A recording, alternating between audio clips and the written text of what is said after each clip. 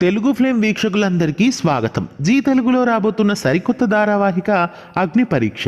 ఈ సీరియల్ గురించిన వివరాలు తెలుసుకోబోయే ముందుగా మా ఛానల్ని కొత్తగా చూస్తున్నట్లయితే వీడియో కింద ఉన్న సబ్స్క్రైబ్ బటన్ని క్లిక్ చేయండి.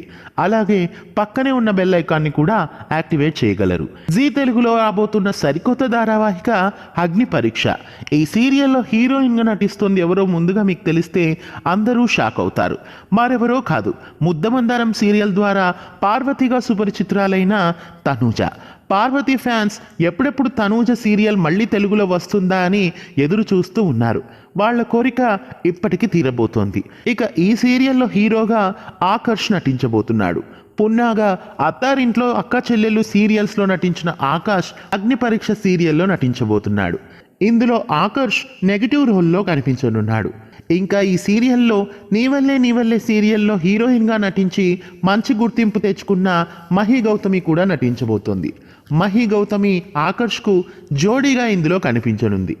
ఇంకా తనూజకు జోడీగా ఈ సీరియల్లో నవీన్ నటించబోతున్నాడు.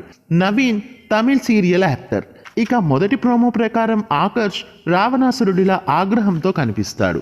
ప్రోమో ప్రకారం తనూజ ఆకర్ష్ల మధ్య లవ్ ఫెయిల్యూర్ ఉన్నట్లుగా తెలుస్తుంది. ముద్దమందారం సీరియల్ తర్వాత సరికొత్త సీరియల్తో తనూజ మళ్ళీ తెలుగు ప్రేక్షకులను అలరించబోతోంది. కానీ తనూజ అభిమానులంతా పవన్ సాయి తనకు జోడీగా నటించి ఉంటే ఇంకా బాగుండేదని కామెంట్స్ పెడుతున్నారు.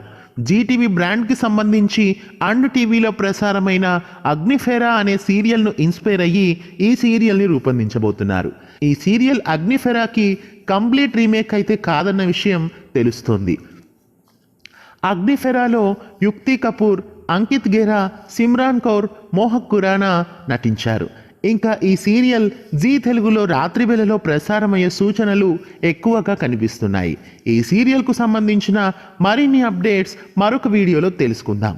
అగ్ని పరీక్ష సీరియల్ పట్ల మీ అభిప్రాయాన్ని, పార్వతిగా సుపరిచితురాలైన తనూజ రీఎంట్రీ గురించి మీ అభిప్రాయాన్ని కామెంట్స్ రూపంలో మాకు తెలియజేయగలరు.